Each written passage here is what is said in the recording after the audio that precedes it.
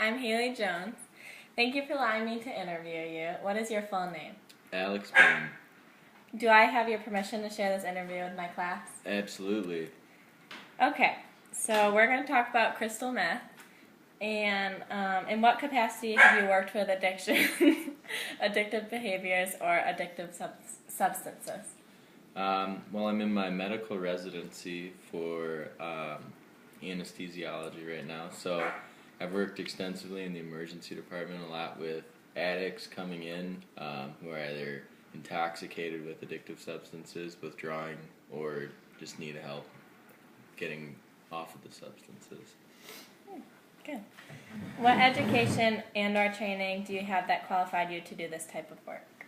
I just finished med school in the spring, and I've been practicing as a doctor for about 6 months now. What has been rewarding about working with this area of study?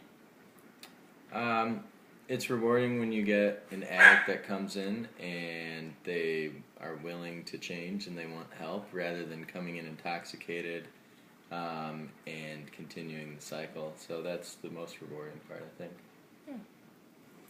What has been difficult about working in this area of study?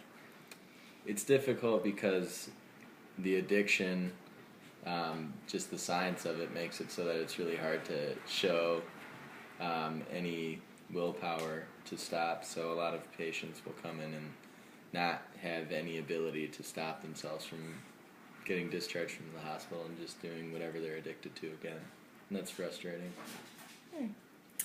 If you had the opportunity to talk to teenagers in schools today, what would you most want them to know about drugs and or alcohol and their effects?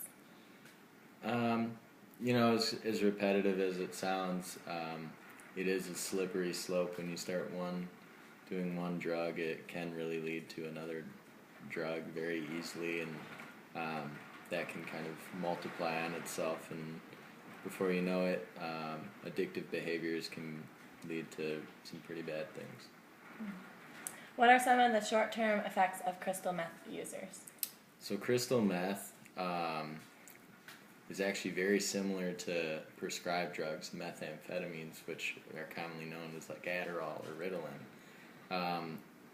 But crystal meth is what they call much dirtier, so that it's made in rural areas typically, and it has a lot of different side effects that Adderall and Ritalin don't. But the main things that you need to look out for is a really high blood pressure, which can affect a lot of different things in the body. Can make people extremely agitated, and especially if they take a lot or they're extremely intoxicated with the amphetamines, they can be very dangerous. And one of the main side effects is called homicidality, which is where they want to kill people. So that's probably not the best side effect to have. And that's kind of a similar question of what are some of the long-term effects of crystal meth users? Yeah, long-term is you can have a lot of health problems with your heart because of the high blood pressure, with your kidneys and with your eyes. The big thing you need to look for if you're, I guess, looking to see if someone's a crystal meth user, they have really poor teeth. They're black, a lot of them fall out, and they also have really bad noses. The bones in their noses from snorting crystal meth or snorting cocaine, which is another thing that a lot of crystal meth users use. They can cave in. It's called nasal septum. Bad stuff. I don't know. Is it possible to quit using crystal meth entirely?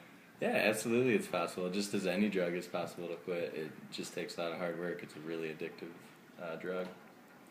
And why do you think people use it? Why? I don't know. I think it's the second most used drug in the world behind marijuana. And I think probably part of the reason is you can make it from different items which are now not over-the-counter. They're prescription drugs, but what used to be over-the-counter drugs from cough syrup. One of them is called phenylephrine, and the other one's called ephedrine.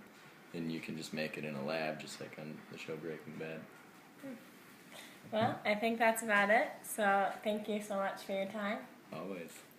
And see ya.